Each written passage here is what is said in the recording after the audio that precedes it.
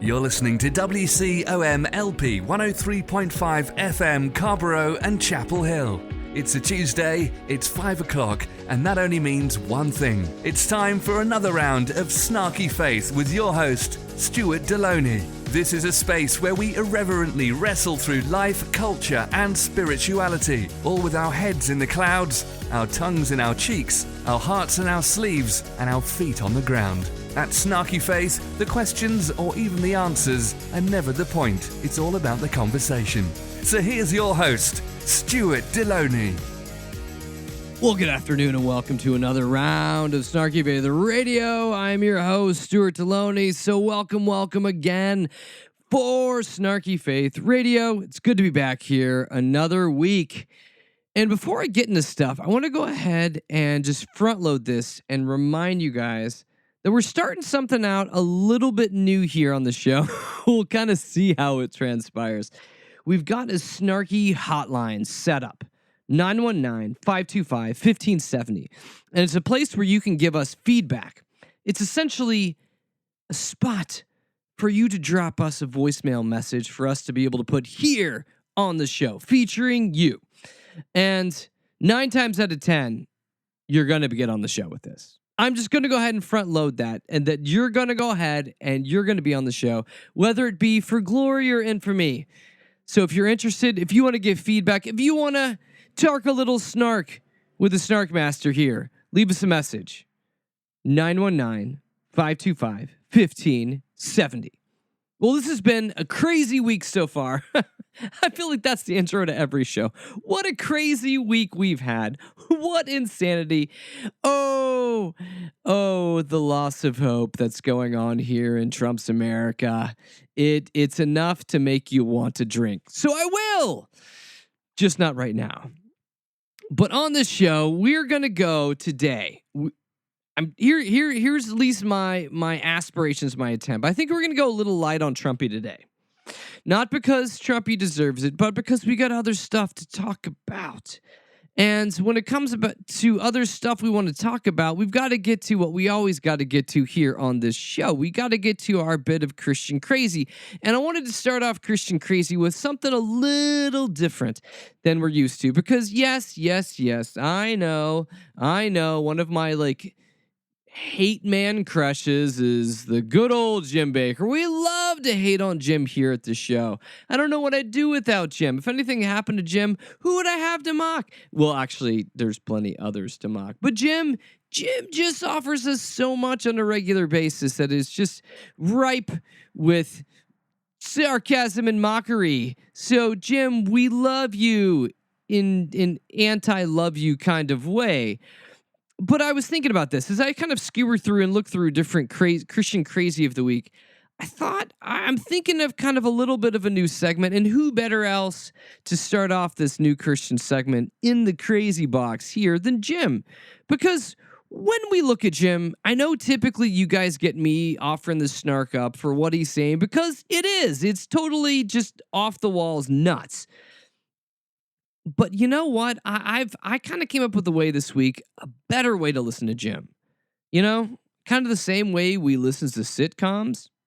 You know, sitcoms that aren't generally funny, but as we listen to them, things like The Big Bang Theory, where they give us these things called laugh tracks that tell us when to laugh, that give us that marker, that indication that something funny has occurred, and now it is your turn to laugh. I mean, it's one of those things that has worked in stand-up. Wait, it hasn't worked in stand-up at all for years? No, it hasn't? Oh, gosh. So it's just a weird old trope that certain sitcoms continue to use? They do? Really? This is still a thing? Oh, even on popular ones. Oh, gosh. That's antiquated. That's just sad. And it's not even really funny. But we're going to make it funny. We're going to make it funny because we're going to give you our first bit of the Christian crazy of the week with good old Jimbo Baker. Talking about the end times. Surprise, shocker. I know you'd expect him to talk about something else, but he's talking about the end times again. I know it's just totally out of his normal playbook, but you know, that's Jim for you. But we want to go ahead and let you listen to some unfiltered Jim, but except this time. Except I'm not going to be snarky in the midst of it. Now, I'll unpack it at the end. But at the beginning, I'm going to let you listen to this with a little bit of sitcom magic. So sit back, relax, and see if this helps you to listen to crazy Christians, because I think it will. So here we go. God has spoken to us to prepare for what's coming. I believe Donald Trump was given by God to give us a respite and give us a time of prosperity. But do you think the evil Antichrist spirit is sitting back? No. They're fighting tooth and toenail. They're fighting the president. Yes. They want to kill him. Yes. And believe me, if they get one open shot, someone will kill our president. Matter of fact, in Pray the for news him. yesterday, they had to go and find somebody in Pennsylvania that has made threats to the President of the United States to kill him. Yes. This is real. And when you talk about the prophets being here on this stage, this is the number one thing that keeps saying, Jim, Lori, audience, we are living in the most prophetic time in history than any other time. If that's the case, we're getting the storehouse ready one bucket at a time. All you preppers that don't have coffee, this is your moment to start getting your coffee ready. Start stocking up on coffee.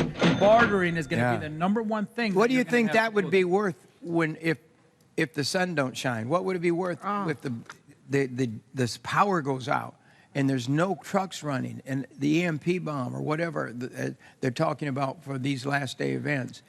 This 2-gallon bucket of packs of coffee, you could trade them for whatsoever you want. That's it. You could probably get a new car for one packet of coffee. Oh boy. So all humor aside, all I'm really going to comment on, because we like to comment on Jim quite often on this show, I just like the logic here of the world is ending. Get everything in order with the Lord. But also make sure to go out and buy our end times buckets because, hey, in the end times, you're going to be able to trade coffee for a car.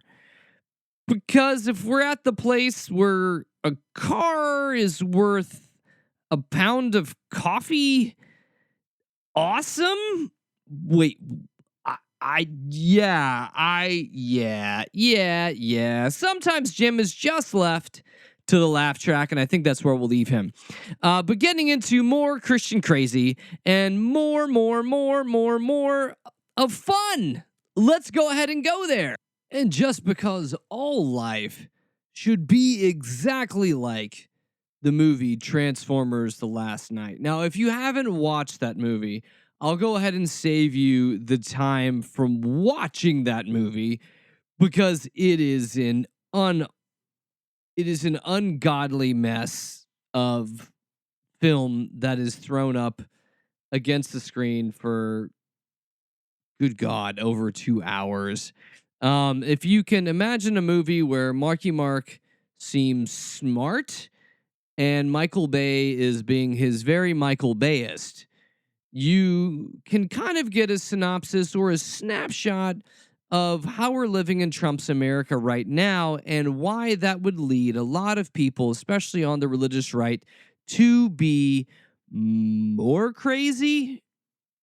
Yeah, I just compared the Trump administration and the world that we're living in to Transformers: The Last Knight. Again, please do not go and watch the movie to be able to find any kind of deep biblical or personal truths to this movie. It's just a mess, and the mess that we're living in. And on the heels of that mess, we have our next little bit of crazy Christian. So I'd noticed this, and I notice things on the internet, especially when I have my crazy conservative friends that enjoy pushing out their conspiracy theories upon the world about why everyone is against Christians. You know, that kind of thing, like the really just the apex of white privilege, white American Christians saying, the world is against me. What am I going to do? I don't know. Help me, Jesus. And so this article comes from none other than the Brisbane Times. The Brisbane? Maybe Brisbane Times. Yes. Meaning that for those of you that are geographically not inclined, we're talking about news from Australia. Yes, the place that apparently is not going through summer right now like the rest of us in the Northern Hemisphere. And they have an article that is entitled, Baptist Pastor Has Visa Canceled After Public Nuisance Charges. I'm going to go ahead and just read part of this because it's just fun.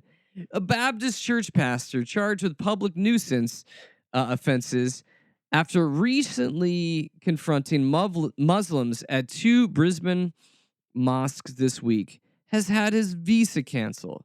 Home Affairs Minister Peter Dutton reviewed the case, and on Friday, the Australian Border Force decided to cancel 31-year-old Logan Robertson's visa and prepare to send him back to New Zealand. So, unpacking this story a bit, we have Pastor.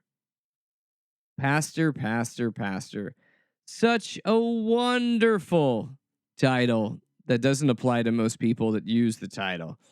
Logan Robertson, who decided to go and be what we shall call, air quotes wise, evangelistic at a mosque. No, not one mosque, 2 mosques. So yes, so good old Logan was hanging out in front of a couple mosques and bothering people with friends, which most people don't call evangelism, they call harassment. And because of multiple claims of this, Logan's getting his traveler's visa revoked. Christians around the world are calling, not around the world, really just in America, are saying that this is persecution. But guess what, Logan? When you go out and be an a-hole, expect to be treated like an a-hole. So if you're getting your visa revoked, this isn't about religious persecution. This is just about you being an ass. It's about you being an ass and has nothing to do with the gospel or evangelism. So for those evangelists out there right now listening, being an ass is not part of being an evangelist. Otherwise, they'd call you an ass evangelist. That's not even good, but I'm still going to go with it. And if you think things are bad for dear old Logan, we need to go ahead and look back to how things are in the United States. And this one's fun. It's fun, but at the same time, it's honestly really sad. And I've seen this report on many different outlets. But guess what? I'm going to go ahead with Michael Harriot, who entitled his article, Slaves, Dinosaurs, and White Jesus, Oh My, How Taxpayers Fund Crazy Christian Conservative Education. And if Michael's title alone was all that we were going to dive into, it would probably be enough. But it goes so much worse when you actually start digging in the truth of what is happening in Florida. I'm going to go ahead and read Michael's words because they're probably better than mine.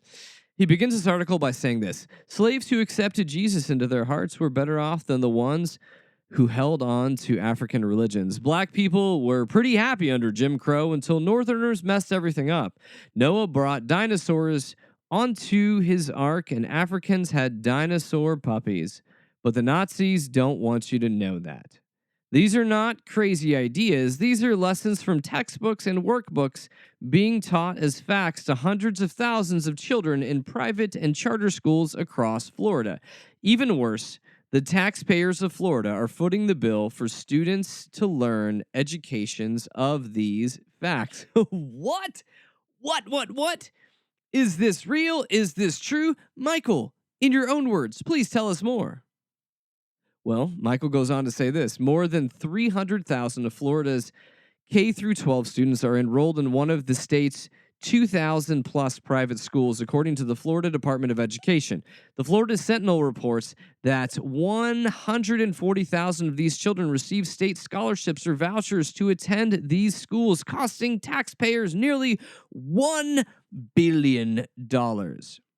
Michael says while the state subsidizes these students' education, Florida's notoriously conservative legislature prohibits the state education department from asking about the curriculum at these schools.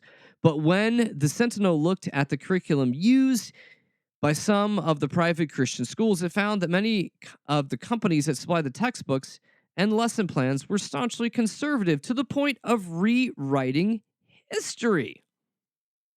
So, first of all, if you've lived in America for, I don't know, more than 6 months, we already understand that Florida is the land of insanity.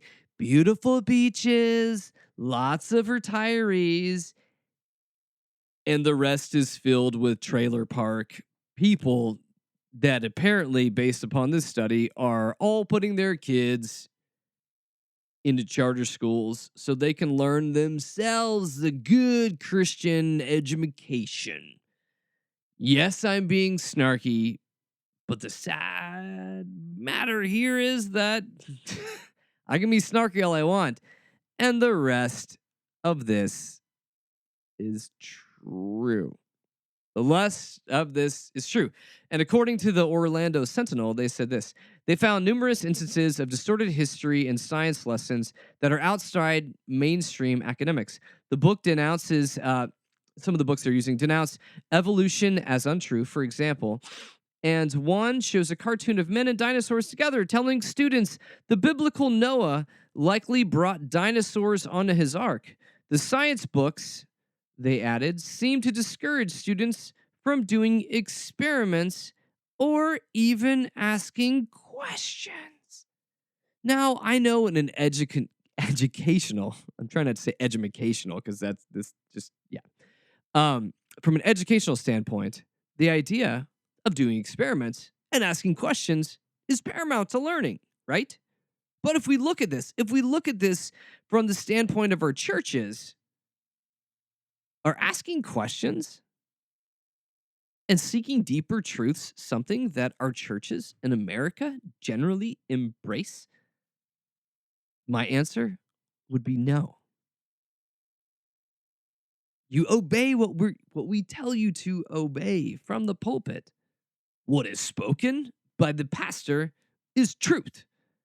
So this idea of doing experiments, asking questions, trying to, wait for it, learn more, apparently isn't what these schools and on top of it curriculum are about. The Sentinel continues to say that the books are rife with religious and political opinions on topics such as abortion, gay rights, and the Endangered Species Act, which one labels as, quote, radical social agenda. They disparage religions other than Protestant Christianity and cultures other than those descended from white Europeans. Experts said that was particularly worrisome, given that about 60% of scholarship students are Black and Hispanic. The article continues saying, the scholarships that private schools may use to purchase these academic materials are paid for either directly by the state or with tax credits, money diverted from the state's budget by corporations that make scholarship donations and then write off an equivalent amount from their state tax bills. The scholarships are available to students from low-income families or to those with disabilities, and their parents are free to enroll them in any private school that that accepts the state-backed vouchers. So this idea that many Christians and Betsy DeVos loves, this idea of let's take kids out of publicly funded schools and give them the ability to go to other schools, aka charter schools with voucher programs. This is the way to do it. This is the way for education to be privatized. This is the way that we need to do this. But when we're seeing this, oh, guess what? There's no regulations. I know. We got rid of Scott Pruitt. I know. Conservatives love Scott Pruitt and Trump because, hey, we're getting regulations. Screw the environment. Screw all this. Regulations, bad. They make us feel icky. Especially when it comes to things like education. We don't like regulations. We don't like you telling us what to learn. We don't like things like scholarship and education and books and free thought and questions. That's not what we do here on the religious right. We want our own charter schools to continue to pollute our kids' brains just like we do every Sunday. Oh gosh, I went off the rails. I went a little too snarky there. Or did I? Did I get overly snarky by calling myself snarky? Did we get into a snark loop there? We just may have. Yeah. That's real. That's happening. And that's Florida for you people. Because we essentially want our schools to teach our children that there were dinosaurs on the ark. There were dinosaurs on the ark being taught to our children through public education dollars. This is a thing. And we wonder why America tends to be full of morons that apparently don't know how to read things like books. Where do they get this stuff from? They get it from the churches, which is really a sad matter of fact if you really think about it. The fact that somehow the Christian perspective, the Jesus way of life, has come to a place where thought, questions, and looking deeper into subjects is frowned upon. Wait, what? Well, if God created humanity with a consciousness and with a brain, let's just run with this idea, right? Let's just go ahead and say that's true. How would this make sense that the God of the universe that created humans with intelligence and a brain would want us to not use our intelligence, vicariously our brains, to be able to think, to be able to use it to think about how the universe came together, to be able to use it to think about, hey, how does this crap I listen to Sunday apply to the world around me? Oh, it doesn't? Oh, that makes it so much easier. It's so much easier when we don't think. Oh, Christianity, you've given us the ultimate out on being good Christians. And that's kind of a weird thought to think there, right? That somehow our Christian culture has given us an out on being what Jesus would call good Christians to the world around us. But apparently that's the world we're living in. I would say thanks, Trump, but actually this has been going on long before you were the messiah of the religious right. It was back in the days when you were banging porn stars, like a couple years back, but yeah, before you entered the Oval Office, that kind of a time. Yeah, before you were the Messiah, that time. So it's just so much fun. It's just so much fun. And I know I said at the beginning, we're going to try to steer away from too much Trumpy talk. We'll get into a little bit here. But then for the rest of the show, steer clear of that orange buoy that is floating in our way. That somehow is always floating in our way. Is it moving? Is it not moving? I don't know. But somehow that orange buoy is always in everybody's way, messing up your selfies. They're messing up everything that you tend to want to experience on a regular basis, because that's what he does. So last and not certainly least, because let's just go ahead and give it its due. Give it its due. Because we want to know. We want to know. Especially when we're in the realm of Christian crazy. We want to know what's the truth, what's going on, what's God trying to tell us. Come on, people. Right. We want to hear this. We have to. We have to. I'm pretty sure there's people out there that simply just listen to the beginning of this show to get their Christian crazy, or AKA regular news, and ignore my sarcasm. And for those folks out there that are listening to this, because they, the folks that want to hear the truth without the sarcasm, well, who am I to stand in your way? So, here we go. Let's talk about the souls of America and how Trump is all about harvesting for Jesus. And I'll remind you that all of this comes from author, and I say that very lightly, author Paul McGuire, who wrote Trumpocalypse, the end times president, battling against the globalist elite, and countdown to Armageddon, parentheses, Babylon Code, and parentheses, because the book has got to be good if it's got colons and something in parentheses. Because again, you can't judge a book by its cover, but its title will tell you everything that happens in the entire damn book. Paul, you have that in spades, my friend. When everybody else just has a simple title, you have a summary as your title. And it can't get better than this, especially for folks. I mean, I'm not going to go ahead and, just go ahead and assume that much of the religious right aren't readers. So you've given them a book cover where you can judge the cover by the book. Yeah, you actually can. Good old Paul McGuire and Troy Anderson have done this. They have done what no one else has. I don't know, really even, I can't even continue the string of BS that I'm doing right now. But if you haven't, you really should. You should go check it out on Amazon. Trumpocalypse.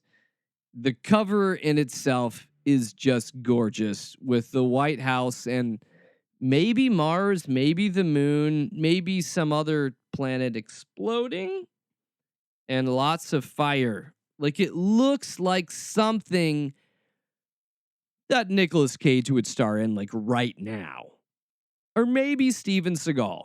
I mean, it's that good, to where you have guys that used to do direct to DVD movies, and those guys are saying, I'm sorry, tell me more. Trumpocalypse? Oh, this needs to sound like the next movie in my canon. Paul, please, give us the truth of what is happening, because we need to know it. And for my regular listeners, we don't want to pay for the book or your brand of insanity, so we'll take a soundbite instead. I know. We're cheap. Or we really just don't want to waste our time, brain cells, and money on it.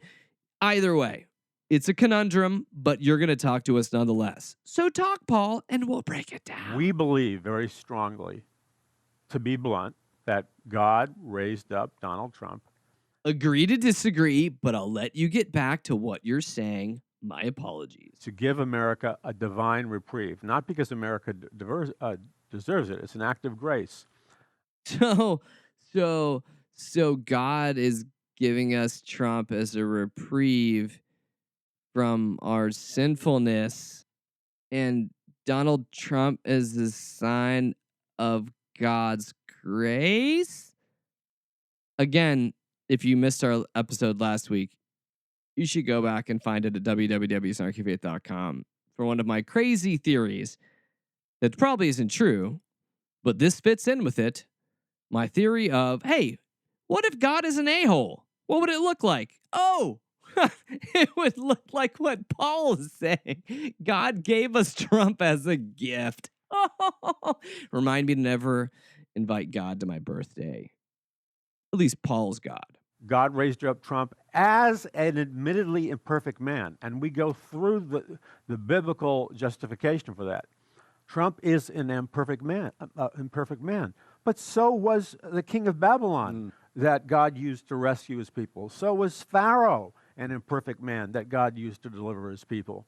So this is one of those arguments that I tend to just really enjoy and love when I hear it brought up on a regular basis. Oh, God called Trump, and regardless of what you say about what he does or what he's done or who he's done, he's an imperfect man. But God can still use him. So that's the logic that they're running with here. And what it does in an argument sense, it gives them a perfect out for anything. Oh, he's imperfect. Oh, but God still uses imperfect people. So guess what?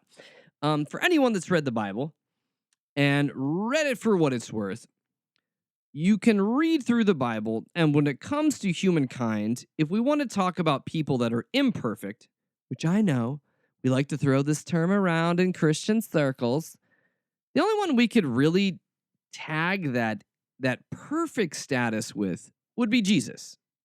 So anybody else in the Bible, anyone else you want to use to compare to Trump, go for it. Because they would just be an imperfect human being. Because, hey, we're all human. We all mess up. Hey, that's why we need this whole grace thing, right? Except, what Paul's using here is God used the Babylonian king. God used Pharaoh. I mean, it would be easy to just put any monster in that kind of a Mad Lib situation, saying, well, if I'm going to use this and it's going to get sick, but I'm going to use it anyways. Where Paul's kind of, well, God used Hitler to show the people that the Nazis were bad, right? Is that your logic, right? God used it's a bad analogy, and I don't even want to run with it. But if you're seeing this, if you're seeing the lack of logic that good old Paul here is using, which there's a fundamental lot of illogicalness that is being thrown around in what we've begun with here, in being able to justify Trump, you're ending up doing this kind of like, I don't know, religious gymnastics to continue to prove your point or to make your point, which I am now at a place where I'm probably almost guilty of losing my point, but meaning this. The argument that, well, God's still using Trump, even though he's imperfect, because look at what we've got. One Supreme Court justice waiting for two. Look at God in all of this. Don't look at Trump. Don't look at the horrible things he's doing against humanity and in the name of the United States. No. Ignore those things, because God uses people like Pharaoh, who was horrible to the Jews in the Bible. Not a good guy, but God used him to liberate. No, wait. I like his non linear logic here. Like, if we want to think of the Old Testament, if you even want to go Exodus wise, wouldn't the person that was really chosen by God in this situation be, let me think of his name, Moses? Wouldn't you rather have a Moses in a situation than a Pharaoh? And think of this. We've boiled this down, even like Sunday school logic. Well, at least God appointed us Donald Trump as Pharaoh because he died or, yeah. Yep. It's insane. And I will let him continue to speak his insanity, because that's the segment that we're in. If God can't find one of his own men, a Christian or somebody to do the job, he's going to find an imperfect man to do the job. Yeah, certainly every president that we're familiar with going back throughout the 20th century was highly imperfect. Right, and the irony is when Trump emerged on the scene, he exposed the fraudulent nature of our entire political economic system. So again, Trump's imperfect, which I think that we can all agree on as a human being, as a president, as a barely a Homo sapien. very imperfect in all that he does. But I like this. And my curiosity in what is being said here comes from the fact of, wait. So then, by your also definition and how you're laying out that God uses imperfect people and we have imperfect presidents, was Obama doing God's work, even though he was an imperfect person? As said by the religious right, that Obama was horrible, but God can use, and it doesn't make sense. You can't pull that out that he's not perfect, but God is using him. It doesn't work on a large scale when you begin to do that. It works in a tiny ounce of something that you can throw out in an argument, maybe to win that argument with someone that's not that intelligent or paying attention to what you're saying. But if you really want to look larger at things, which you don't, it makes no sense. Because really what the whole like ethical line out that you've laid out here, Paul, is essentially that every president's fine. They're imperfect, but God still uses them. So then we as Christians should say nothing and just go along with it because that's what the religious right has done. Haven't they? I'm pretty sure they have, right? No, they haven't at all. Again, I'm being sarcastic. And you're tuning into a show called Snarky Faith, so expect more of that to come. So Trump is hated because, as you know, Trump is, all the globalist elite consider, these are their words, they consider Donald Trump the single greatest threat to their globalist agenda. They want a godless one world order. Now, here's the thing.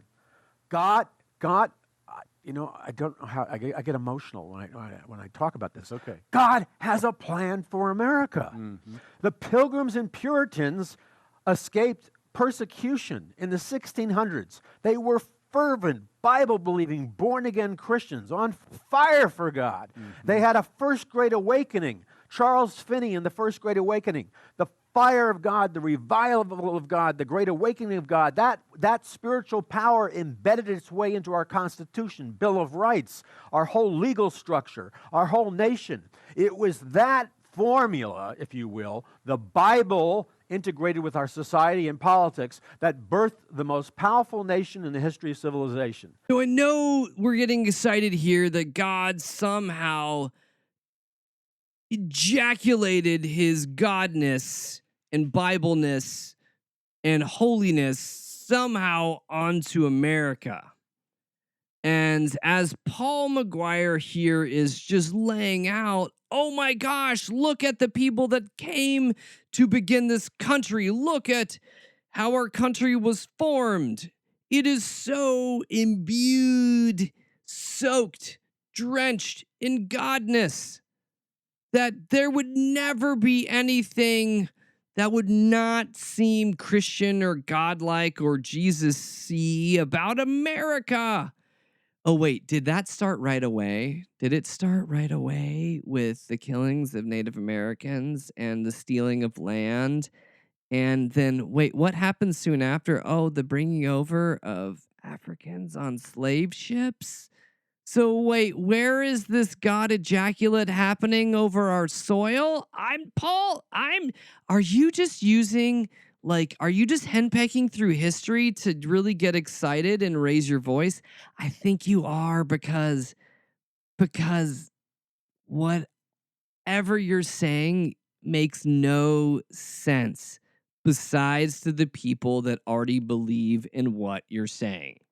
But either way, please just don't tell us that this is somehow some sort of a foundation that God was laying here in the United States to do God's will, blah, blah, blah. You won't go there. You won't do that. Of course you won't. Because it was on a foundation of Christianity, not secular humanism or progressivism or Marxism. Now, we've lost that. So it's often fun, especially historically speaking, to throw up a bunch of isms that weren't even understood or conceived of within the time period that we're speaking of, meaning that we're talking about the founding of our country, actually pre-founding of our country, where, you know, he's getting into the religious liberties of the Pilgrims and how filled with the Spirit they were. and all of that jazz that tends to happen. And it's fun to be able to throw up, hey, guess what? There were no Marxisms. There were no Marxists in the bunch of all this. There were no communists either. You see? You see what God was doing here? Oh, but wait, let's just ponder a bit. Had Marx been born? Was Marx going to be born within the next 100 years? No, not really. Oh, we had no Marxism. We really didn't have socialism at this time either. Why? Because it didn't exist.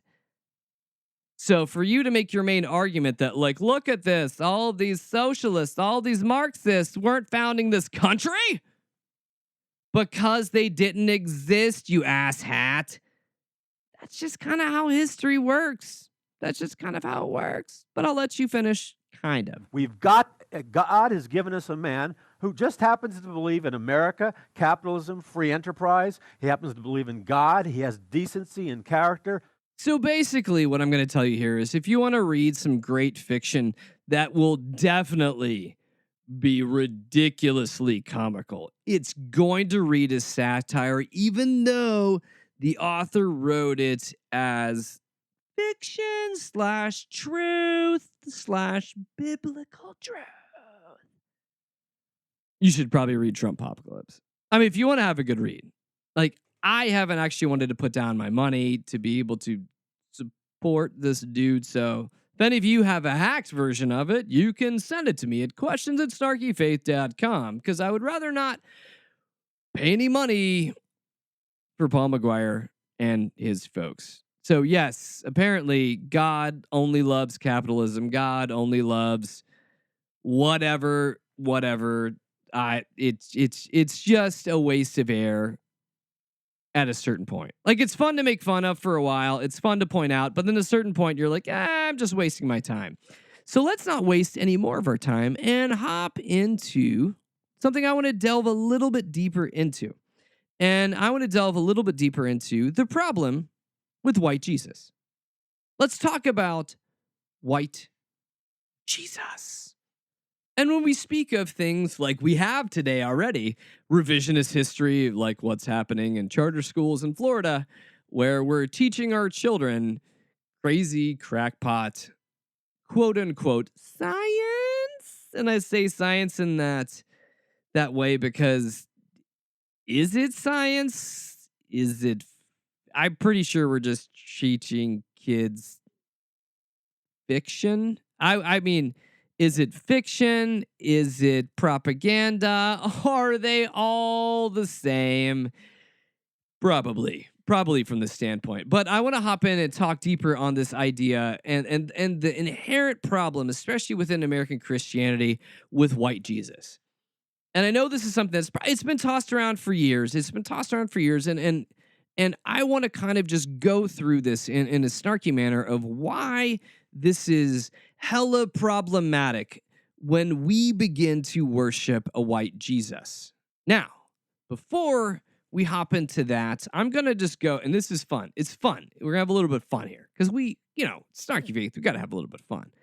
And this is from ranker.com, who ranks things. Get it? The title. Yeah. And so this is ranker.com's article by Ellie Tharp called Why is Jesus Depicted as Being White? And she offers a few nuggets of information that I just love. And they're snarky. At least I'm assuming she means them that way. One of her reasons was whiteness is associated with purity.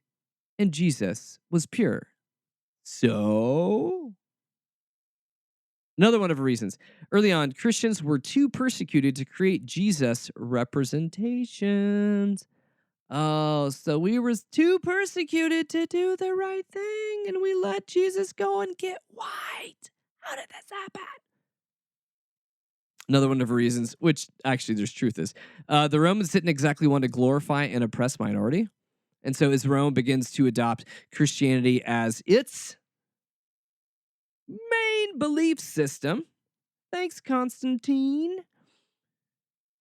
No one wants to go around celebrating an oppressed minority. What? I mean, that was a Roman problem. Like, we don't have problems with minorities here in America. Silly Romans. You should be more like us Americans that were founded on Christian values. Silly Romans. And yes, one of our other reasons, these are actually, some of these are like, they're silly, but some of them are funny too, is that Roman artistic depictions became the mainstream. Documents of questionable origin began describing Jesus' appearance in the Middle Ages. People claimed to have visions of Jesus that made him white. What? That doesn't happen. Don't go and look for a Lifeway bookstore in America that has stories about people that died and were in heaven and saw white Jesus. That wouldn't happen maybe in Rome, but not here, right? Lifeway wouldn't do that to us because they're all about Jesus and the Benjamins, meaning dollar. Oh, wait, never mind. Wait, what? Does Lifeway only care about money? Oh, yeah, they do. Yes, they do. And for other reasons, artists had numerous incentives to portray Jesus as white. Another reason, white Jesus was a necessary tool for slavery. What? That's not why is it really? Oh, it is a little bit. The Nazis also claimed that Jesus was Aryan. Ew, now we're getting icky. The mainstream media continues to portray Jesus as white. Huh? Sorry, Jim Caviezel. And I can take you to feel more gross as, yes, we move down this list. And I love one of the last ones she has here is historians can't prove his race beyond a shadow of a doubt is why we have white Jesus. Really? Like, wait, what? We can't prove that Jesus was a Middle Eastern Jew? Like, if we can't prove that, you're not really reading the Bible or certain works of Roman literature? What? Yes. It's bad history. It's bad theology. And it's just bad all around. And of course, no one on Fox News would go on to claim that Jesus was white, would they? Would they? Now, this is from a couple years back, mind you, maybe during a less enlightened times, where Megyn Kelly was getting a little bit mad that people were wanting to, assert that Santa doesn't need to be white. And she went and said this. Just because it makes you feel uncomfortable doesn't mean it has to change. Jesus was a white man too, but it's like he was a historical figure. I mean, that's a verifiable fact, as is Santa. I just want the kids watching to know that. Yes. But my point is, how do you just revise it, in the middle of the legacy of the story and change Santa from white to black? Yeah. I mean, you can't. You can't take facts and then try to change them to fit some sort of a political agenda or a sensitivity agenda. I like the argument they're trying to make here, because the argument they're trying to make is that Santa is white and always needs to be white because white, Fox News, white people. I don't know. And I'm saying this as a white person being ashamed that white people are speaking such whiteness. And I need to walk away from using the word white for a few minutes just to cleanse my palate. But seriously, yes. So in their argument that Santa needs to stay white because, of course, morons, Jesus was white. And we don't want to make him anything other than white. Like, historically speaking, he's totally white. I'm sorry, Megan. What? Or other Fox News pundits? What is going on here? Yeah. And that leads me to our last story that we're going to be talking about. This is from Sojourners Magazine, an article entitled White People Need a Non-White Jesus by Drew Elizard Miller. And this comes kind of back on the heels of what was being said by Megyn Kelly, that Jesus needs to be white because Jesus has always been white because white. And again, I continue to feel sick about saying this, But yeah, let's hop into the article. So the article says this. Although Jesus may transcend race, he also descended into the racial context of the New Testament. Jesus did not come as a king of the Romans, but rather as a child of a colonized and oppressed people group. If our modern Jesus is only white, we miss who Jesus really was and is today. Telling a parable, a final judgment, Matthew 25, Jesus implies that God becomes particular in the faces of the hungry, the thirsty, the naked, and the stranger. When those who know struggling face God at final judgment, Jesus says he will ask them, quote, "Truly I tell you, whatever you did for one of these, of the least of these brothers and sisters of mine, you did for me." If Jesus indeed abides in the least of society, then our theology of church leadership looks a lot different and a lot less privileged. The article continues saying this. In his book, The Cross and the Lynching Tree, James Cone contextualizes the least of these in American culture, drawing a parallel between the Black experience of lynching and Christ's death on the Roman cross. Cone writes, quote, "The cross places God in the midst of crucified people, in the midst of people who are hung, shot, burned, and tortured. While Cone's theology deals with the lynching of blacks, his work, along with Matthew 25, implies that Christ is within the systematically oppressed, and his conclusions are inclusive of other people of color who have borne a cross similar to that of the lynching tree. Unfortunately, many white evangelicals have interpreted the least of these parable into a mere call to help people of color and have unwittingly reinforced the white savior complex. Rather than recognizing the leadership of Christ within the people of color who have experienced the cross firsthand, white churches often put photographs of people of color on the wall or show, quote, compassionate videos of them in church, calling Christians to aid them in their struggle, as if people of color are powerless people who existed only in faraway countries that needed evangelism. You see, the problem with the white Jesus, it ends up giving us people like a white Trump, orange Trump, white Trump. You know what I mean? But the problem of this is that Christianity is not meant to be tribalistic in nature. It's meant to be inclusive in nature. It's not meant to be, oh, it's for the whites, it's for the browns, that's for the blacks, that's for this, that's for this, that's for this. No, it's not about dividing. It should be about uniting people, but it's not. And especially when we are able to see Christianity in the hands, which it has been for centuries, in the hands of white men. Especially white men with microphones right now, too. I'm throwing myself onto the bus with this. When Christianity is only seen through the eyes of the powerful white men, it becomes a problematic following. When Christianity can only see white privilege or white problems or white people hurting, and only sees people that look different than them, especially American Christians, when we look out to the mission field and see different people, they're suffering. Look at them. They need water. They're so uneducated. They need white saviors. It continues to just make this savior mentality within Christianity. And it doesn't give us a mentality that calls us to go and say, hey, what's happening on our southern borders sucks. It's wrong. It's inhumane. And it's not Christian at all. We, as followers of Jesus, regardless of what color our skin is, should go and help these people because this is morally wrong. This is wrong because it does not fit in with God's kingdom wrong. And the color of people's skins do not matter because Jesus said that. For the least of these, what you do for the least of these, you do for me. So sorry, white church, your time is over. You were never meant to have a time, but somehow you did, and it ran for a really long time. Yeah.